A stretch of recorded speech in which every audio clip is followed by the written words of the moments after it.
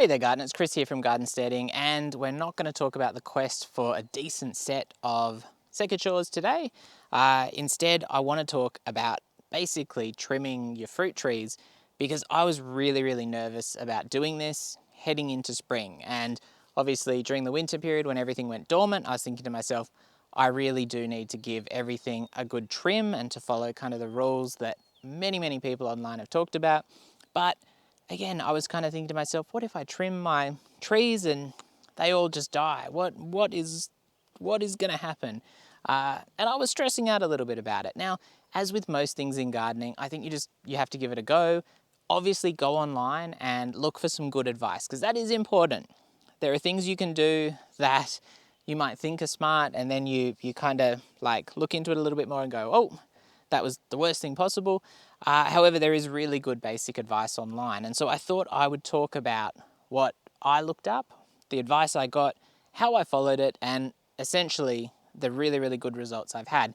And next year, I'll probably do even more research and try and refine what I was doing a little bit and concentrate perhaps a little bit more on shaping instead of kind of the basics of what I did, which was essentially just following some very simple rules.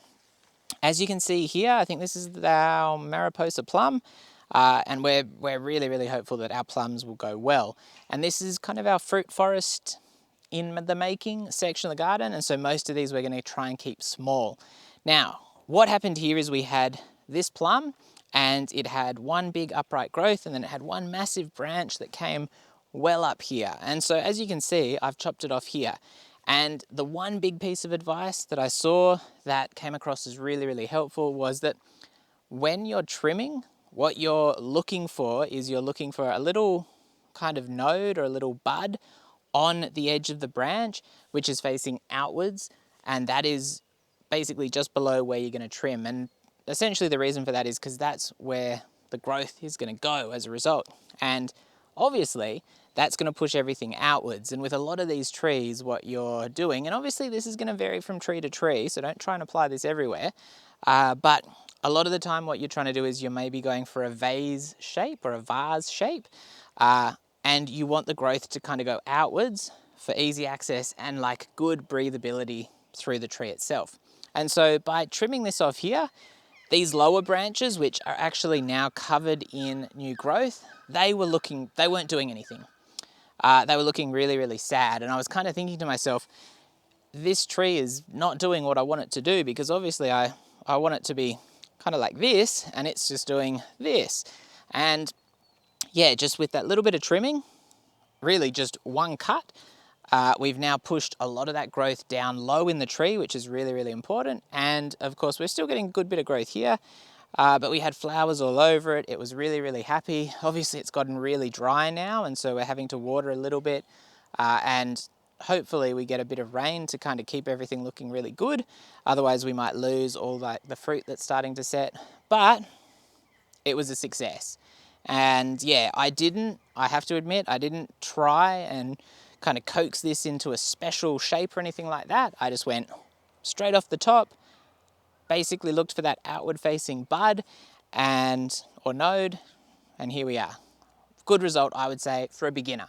And while I was quite worried, as I said, I probably shouldn't have been, because this has worked really well. But let's move on to a couple of the other plants that I did the same or similar to, just so that you can see that it's not just a fluke. We've had pretty good results overall. So that was my bad on the previous tree. This is the Mariposa plum, and essentially with this one, I think this was a really simple step once again. Essentially, all I really did here was just chop the top off, because it was getting really tall and I wanted to encourage the growth down low. Again, outward facing buds, and yeah, we've had a nice little consolidation of growth down low just from taking the top off. And certainly as someone who in a lot of these cases was buying a tree which had basically no leaves on it in winter, I hadn't really seen the tree sprouting and in nice growth, because I bought them in some cases discounted over winter because they were looking so sad, which is a good hint if you're like looking to buy stuff. chucking it in winter when it's generally, I mean, I guess I'm talking from the perspective of the subtropics. If you're somewhere that's absolutely frozen in winter, this is maybe not advice for you. But for us here in the subtropics, or even in temperate areas south of us, like down to Sydney and probably even Victoria, you can quite safely plant in winter a lot of stuff and get it a little bit more established, and then for spring you're going to get this really great kind of explosion of growth. And in winter, a lot of the nurseries are trying to sell off the stuff that's gone into that hibernative state, dropped all its leaves, they're deciduous, because they're not that good looking at that period of the year.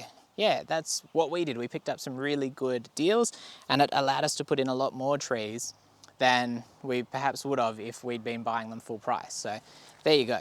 Now, I do apologize, this tree here may be a little bit more difficult to see, mainly because obviously it's in this surround, and even though we've got these support poles here, it's not really blooming yet. And I am hoping, I am very, very hopeful that this comes good, because this is a Granny Smith apple, which is basically from where we're from, Sydney, which is quite a bit south of here.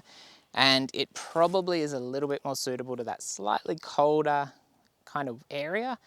The reason I'm pointing this tree out is not because I trimmed it. In actual fact, when we bought it in winter, it was already going into dormancy, and it's actually been trimmed by someone who's obviously taken the top off and kind of trimmed down some of these laterals, and it does have a very nice vase shape.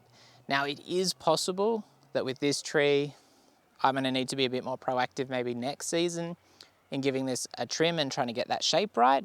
But at the moment, one of the kind of points that was brought up with trimming your trees, especially if we're talking about like a vase shape or a vase shape, is trying to go with a branch per quadrant kind of thing. And this tree quite naturally already has that in a couple of layers. And so that is potentially going to be a really good structure for this to build on if it continues to go well. Here we're looking at my cherry, or one of my cherries. We've got two, and it's been so long, I'm going to have forgotten the names. So this is the Royal Lee, and I don't know how well you'll be able to see it because it has just started to put on some nice little blooms of growth, as you can see here, which are leaves, not flowers.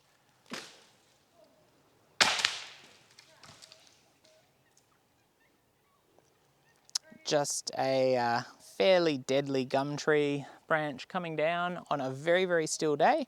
Back to our cherry. I am going to need to keep an eye on this because I can see ants, and one of the things that's always a worry when ants are on something is whether they're carrying sapsuckers up onto the tree. And one of the other issues that I actually found with our cherries when I came and checked on them not that long ago was there's like a grub, I think it's maybe a caterpillar, that basically will ring bark your tree, and it has basically like tiny little poos that end up in almost a web, and it hides itself in that, and it's quite destructive. So that's something to keep an eye out for, because it'll look like just like a little speckledy kind of I don't know, like I said, it's like caterpillar poo in a web, and if you see it anywhere, basically you just want to squish the grub inside it to kill it before it damages your tree too badly. But with this tree, chopped off here, it's got some lower branches, which I'm not sure how well they're going to go. We've got a bit of a Y branch off the main part of the tree. This looks like the main growth. So this one we're going to have to keep an eye on for the kind of the shape, I guess, of the cherry tree and keeping it not too tall, although again, we're lucky this is part of one of the gardens where we can let it get a bit bigger, apart from obviously concerns of getting the fruit. But yeah, this one, very, very simple. I will say I was a little bit worried because this didn't really come into really nice shoots and new growth after being trimmed like that, whereas the other cherry did. So let's go have a look at that one. So this is our mini royal cherry. Just double check to make sure that's right. It is. And as you can see, this cherry tree is looking real good. So I can't take too much credit for it. Obviously, I did trim this tree once again, and I think it was just really just taking the top off some of these taller branches here, which particularly here, and I think that main leader, yeah, I basically gave it a haircut off the top, as I've already mentioned, heading for basically those outward facing nodes so that we get the growth in the right direction. And this tree is looking really, really good. One of the things that was nice about this tree is, and these aren't a sour cherry, this is just a regular cherry as far as I'm aware, because apparently between a sour cherry and a regular cherry, you train the tree differently as far as kind of that recommended shape.